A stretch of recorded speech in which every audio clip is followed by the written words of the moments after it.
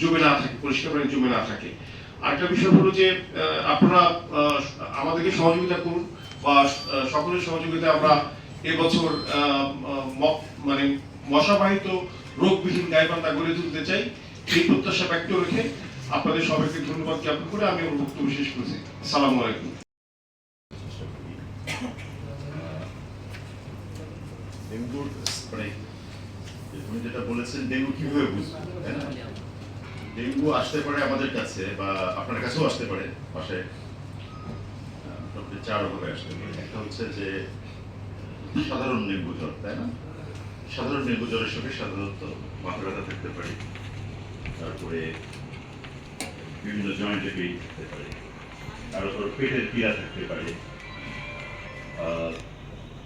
আর জ্বরটা সাধারণত হয় হচ্ছে ভাইরাসে বেশি। আর কিভাবে আসতে পারে? ধরেন এই স্টেজটা পার হয়ে গিয়ে তার হেমোরেজিক ডেঙ্গু ফিভার যেটাকে আমরা বলছি সেটা হতে পারে। তাহলে সে কিভাবে আসবে? তার ক্ষেত্রেও জ্বর কমন থাকে, পাশাপাশি যেহেতু তার গায়ের মধ্যে কিন্তু কিছু র্যাশ থাকতেছে, অর্থাৎ তার কাছে রক্তক্ষরণের যে হেমোরেজ যেটা হয়, কোথায় যাবো, হাসপাতালে যাবেন সবাই খুবই। আর সবচেয়ে বড় কথাটা আবারও বললাম যে আপনার নিজের গরজেই এই কাজটা করতে হবে। তো আরো যদি স্পেসিফিক কারো জানার থাকে সেটা আপনারা। জনস্বাস্থ্যের এই গুরুত্বপূর্ণ যে বিষয়, অর্থাৎ ডেঙ্গু জ্বরের প্রকোপ থেকে ডেঙ্গু বাহিত মশা, এটি সারা বাংলাদেশ থেকে এটিকে দূর করার জন্য যে পদক্ষেপটি গ্রহণ করেছেন অত্যন্ত সময়োচিত একটি পদক্ষেপ। আপনারা জানেন যে ডেঙ্গু সাধারণত জুলাই আগস্টের পর থেকে প্রকোপ বেড়ে যায়। এটা কি মাস?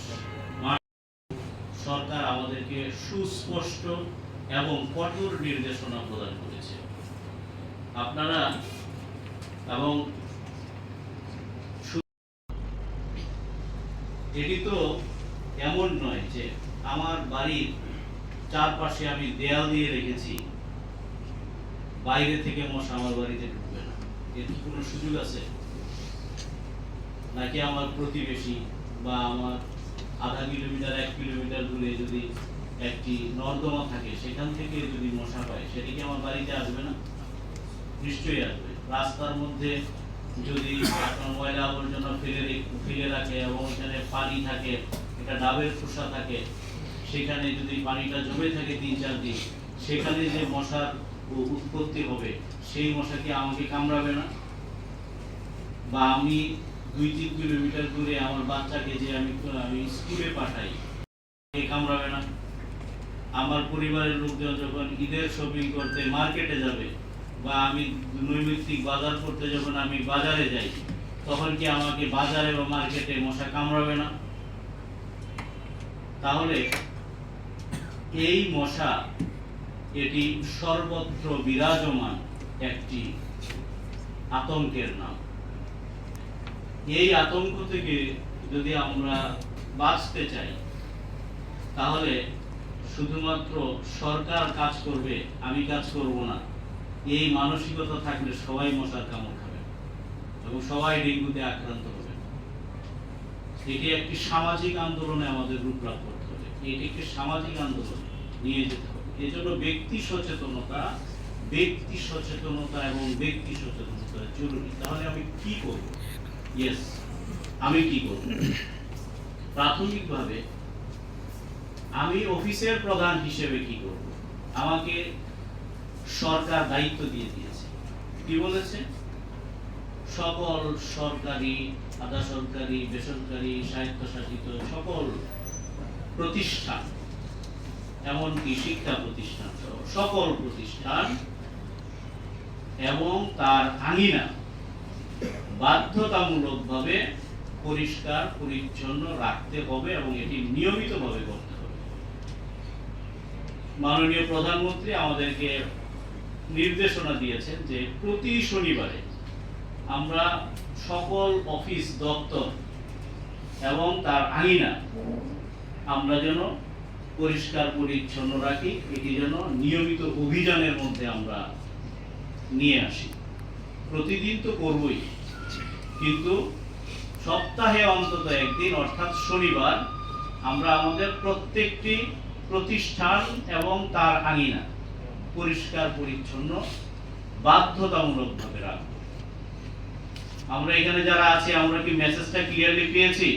একটু হাত তুলে বলুন তো, আমরা সবাইকে মেসেজটা পেয়েছি যে নিয়মিত পরিষ্কার রাখবো, কিন্তু শনিবারে অবশ্যই আমি আমার অফিস এবং তার আঙিনা বাধ্যতামূলকভাবে পরিষ্কার পরিচ্ছন্ন করব। এটা আমরা অফিশিয়ালি, এটাকে কিন্তু সরকার আমাদেরকে নির্দেশনা দিয়েছে, এটা করতেই হবে।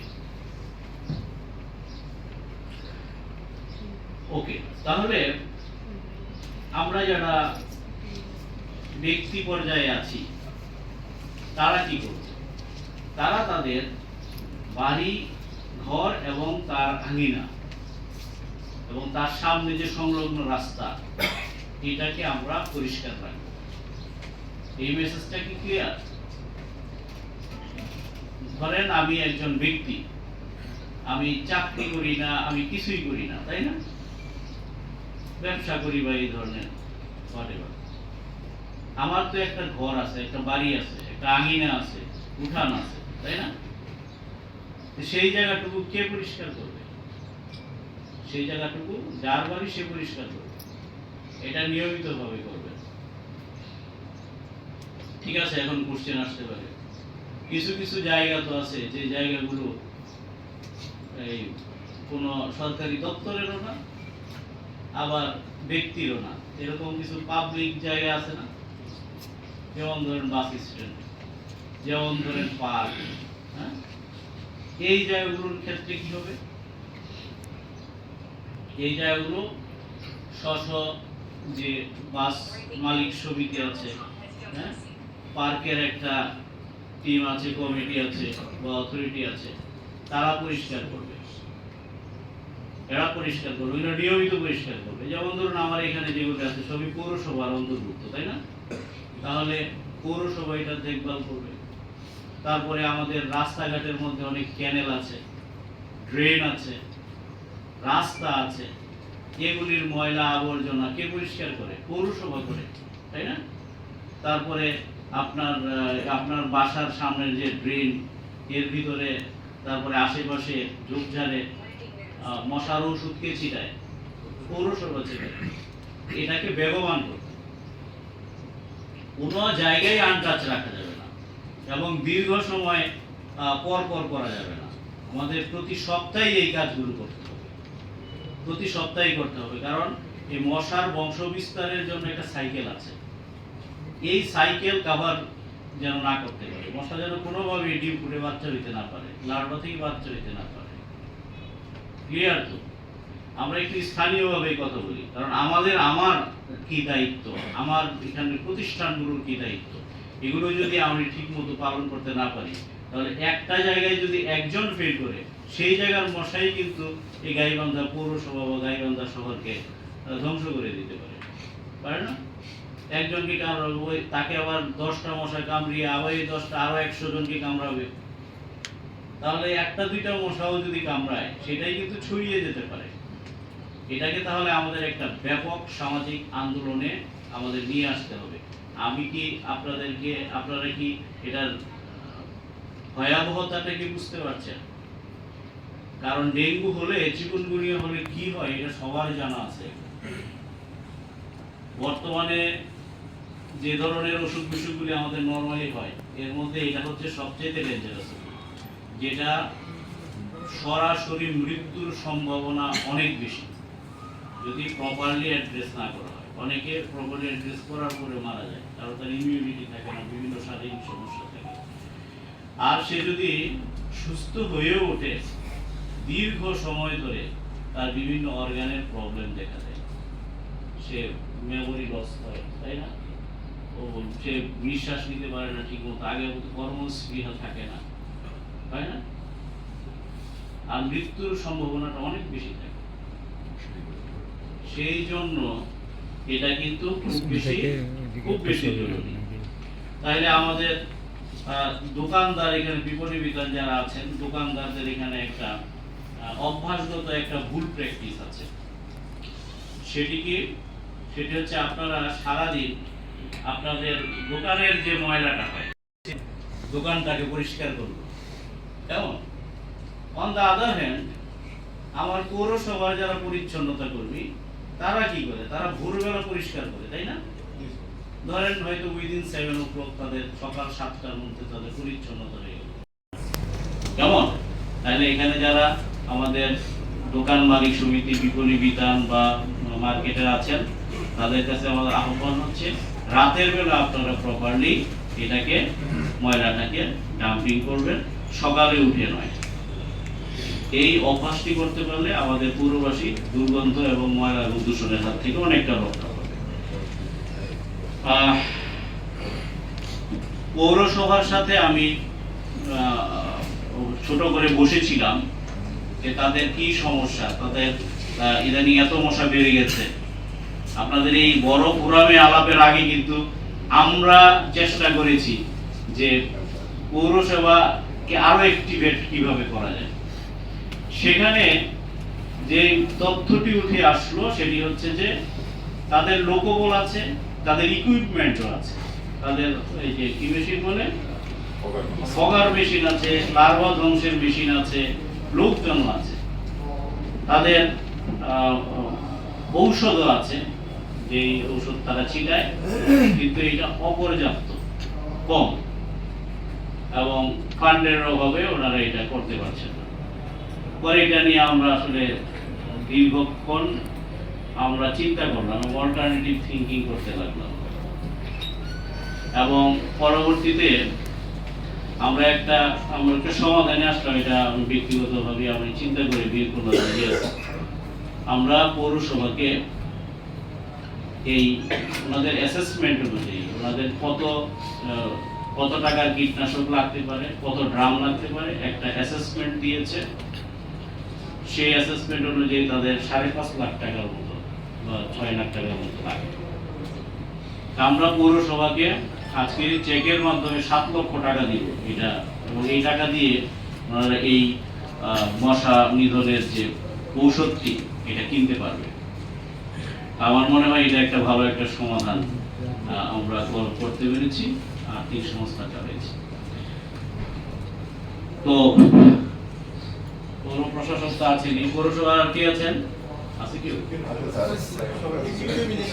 হ্যাঁ, এক্সিকিউটিভ ইঞ্জিনিয়ার। তো আমরা এই অর্থটা আমরা দিব, এটার জন্য প্রপার ব্যবহার হয়। এটা কিন্তু আপনার দায়িত্ব, এটা আমি বলবো যে ইমানি এবং নৈতিক দায়িত্ব। আমরা পৌরসভার মানুষ মশার কামড় খেতে চাই না, এটা আপনি এনশিওর করবেন। কি বলেন? এটা এনশিওর করবেন। আপনাদের টাকার সংস্থান আমরা করে দিই, ঠিক আছে? আচ্ছা, এটা হচ্ছে একটা বিষয়। আমরা এতক্ষণ যে ব্যাপারগুলো কথা বললাম, এক্সেপ্ট আমাদের সিভিল সার্জন মহোদয়, এগুলি সবই হচ্ছে আমরা প্রিভেন্টিভ, অর্থাৎ মশাই যেন না জন্ম নিতে পারে, তাহলে কামড়াবে কি, তাই না? এইটাই হচ্ছে আসল, প্রিভেন্টিভটাই আসল। কি বলে না, প্রিভেন্টিভ। যদি হয়ে গেল, আল্লাহ না করুন, যদি হয়ে গেল, তাহলে আমার এই কিউরেটিভ কি ব্যবস্থা আছে? এটার জন্য তো আমার হাসপাতালের প্রস্তুতির ব্যাপার আছে। আমাদের সিভিল সার্জন মহোদয়, সেখানে সিভিল সার্জন মহোদয় কিন্তু দুই দিকেই আছে, হ্যাঁ, preventive and curative. Sir, dengue পরীক্ষার জন্য এটা 50 কথা টাললো, এটা কেটে যায়, কেমন? তাহলে আমরা কিউরেটিভ বিষয়টাকে এখন যদি দেখি, তাহলে কি, আমার জ্বর ভাব, প্রথমে আমি কোথায় যাব? ডাক্তারের কাছে যাব। ডাক্তার বলবে যে আপনার এটা কি ধরনের জ্বর, এটা দেখতে হবে, তাকে টেস্ট করি। আপনি ডায়াগনস্টিক গেলেন বা হসপিটালে গেলেন, বললো যে কিট তো নাই, রংপুরে যান, কিট নাই, বগুড়ায় যান। তখন কি ভোগান্তিটা হবে না? এই ভোগান্তিটা যেন না হয়, এই জন্য পর্যাপ্ত কিটের ব্যবস্থা থাকতে হবে, রাখতে হবে, কেমন? এটা আমি আমাদের হসপিটাল কর্তৃপক্ষ আছেন, যারা ডায়াগনস্টিক সেন্টার আছে, তাদেরকে বলবো পর্যাপ্ত কিট সংগ্রহ করে রাখেন। আপনারা শুধু ব্যবসা করেন, বিষয়টা এইভাবে চিন্তা করতে হবে না। আমার জনগণের যখন যেটা লাগবে সেটাকে, সেই চিকিৎসাটা করতে হবে, সেই ডায়াগনোসিসটা করতে হবে, সেটা প্রপার আপনার ইকুইপড থাকতে হবে, নাম্বার 1। নাম্বার 2 হচ্ছে ডেডিকেটেড একটা জায়গা আমাদের থাকতে হবে যেখানে আমার চিকিৎসাটা হয়।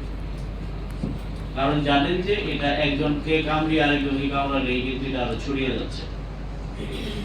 সেই জন্য হাসপাতাল কর্তৃপক্ষ আজকে তত্ত্বাবধানে আছে, এটা আমরা অনুরোধ করব যে হসপিটালের জন্য আগে থেকে একটা প্রস্তুতি থাকে, যে এটা ডেডিকেটেড ডেঙ্গু চিকিৎসার জন্য একটা আমার প্লেস এবং লোকবল এবং ডাক্তার সবকিছু আলাদাভাবে করা থাকে, প্রিপারেশনটা থাকে, যাতে আজকে শুরু হয়ে গেলে আজকেই যেন আমি পদক্ষেপ দিতে পারি। এখন আজকে শুরু হইল, আমার যদি 15 দিন লাগে মশারি কিনতে, কেমন, তাইলে কিন্তু আমি শেষ, এই গাইবান্ধা শেষ। ছোট্ট একটা জিনিস কি মশারি। কারণ আমি যদি হসপিটালে 15টা রোগী ভর্তি হইলে 15টা মশারি দিতে না পারি, তাহলে এটা ছড়িয়ে যাবে। সেজন্য প্রস্তুতিটা ওই জায়গায় আমাদের ছোট ছোট প্রস্তুতিগুলিও আমাদের রাখতে হবে। তা আমি আহ্বান জানাবো যে যেই পর্যায়ে আছেন, যে দায়িত্বে আছেন, সেই দায়িত্বের পর্যায় থেকে আমরা আসুন সচেতন হই। আমরা পরিষ্কার পরিচ্ছন্নতা অভিযান প্রতি শনিবার আমরা এটা প্রত্যেকটা ডিপার্টমেন্ট করতে হবে। আজকে জেলা প্রশাসকের কার্যালয় থেকে একটা র্যালির মাধ্যমে এটা উদ্বুদ্ধ হবে এবং এটা শুরু হবে, কিন্তু প্রতি শনিবারে আপনারা আপনাদের প্রত্যেকের কার্যালয়টা বাধ্যতামূলকভাবে কার্যালয় এবং আঙিনা পরিষ্কার পরিচ্ছন্ন রাখবেন। পৌরসভাকে বললাম এটা অনেক বড় একটা দায়িত্ব। আপনাদের যে লেকিংসটা ছিল, যে ঔষধ আপনারা কেনার জন্য টাকা ছিল না, সেটা সামহাও একটা ব্যবস্থা হয়েছে, এটা আপনারা পেয়ে যাচ্ছেন, রবিবারে ড্র করতে পারবেন। সো আমার মনে হয় যে আপনারা এটাকে আপনারা যথাযথ এটার ব্যবহার করেন এবং আপনাদের যে টিম আছে, টিমগুলোকে আপনারা প্রতিটি ওয়ার্ডে এমনভাবে ভাগ করে দেন যে আবার ফিরে সেকেন্ড টাইম ওই ওয়ার্ডে যেন এতটা দ্রুত আসে যে আবার ফিরে কোনো একটা মশার সাইকেল তৈরি হওয়ার আগেই যেন আবার স্প্রে হয়, আবার লার্ভাটা ধ্বংস হয়ে যায়। জনগণকে বলবো আপনারা পৌরসভাকে যথাযথ ভাবে ব্যবহার করুন, জানান যে এখানে এই অবস্থা, এটা আছে। যারা স্বেচ্ছাসেবী সংগঠন এনজিওস আছেন, আপনারা আপনাদের যে সামাজিক দায়িত্ব, এই দায়িত্ব পালন করুন। ছোটখাটো খাল বিল নর্দমা এগুলি নিজেরা স্বেচ্ছাসেবীর মাধ্যমে আপনারা পরিষ্কার পরিচ্ছন্ন করুন। প্রয়োজনে আমাদেরকে অবহিত করুন, আমরা সঙ্গে থাকব। সরকার আছে, সরকারি যে প্রতিষ্ঠানগুলো আছে, বিশেষভাবে আমার এখানে পানি উন্নয়ন বোর্ড সহ আমাদের যে এক্সিকিউটিভ ইঞ্জিনিয়ারগণ রয়েছেন এবং যারা বিভিন্ন ধরনের ডুবানোর মধ্যে খাল বিলের সাথে জড়িত রয়েছেন, এগুলি পরিষ্কার পরিচ্ছন্নতা আপনাদেরকে উদাত্ত আহ্বান জানাবো যে আপনাদের আঙিনা পরিষ্কারের পাশাপাশি আপনাদের অধিক্ষেত্র যেগুলো রয়েছে সেই জায়গাগুলোতে আপনারা কাজ করুন। আমাদের যেন সার্বিকভাবে, সার্বজনীনভাবে, সর্বত্র এই বিরাজমান আমাদের এই প্রাণঘাতী ডেঙ্গু মশাকে আমরা যেন এই গাইবান্ধা জেলা থেকে সমূলে উৎপাটন করতে পারি। আমাদের এই দৃঢ় প্রত্যয় আমরা ব্যক্ত করছি এবং আমাদের আপনাদের সবাইকে উদাত্ত আহ্বান জানাচ্ছি। উপজেলা পর্যায়গুলোতে আমাদের 3টি পৌরসভা রয়েছে, 3টি না 4টা, তোমারটা ছাড়া 4টা পৌরসভা রয়েছে।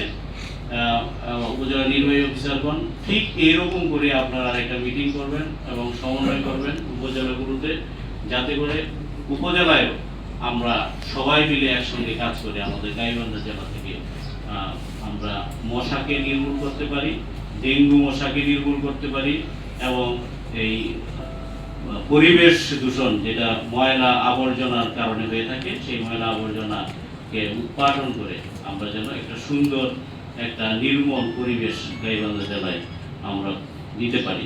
সবাইকে অসংখ্য ধন্যবাদ জানিয়ে এবং আমাদের যে র্যালি আছে নিচে, এই র্যালিতে অংশগ্রহণ করার জন্য আহ্বান জানিয়ে আমার বক্তব্য শেষ করছি। সবাই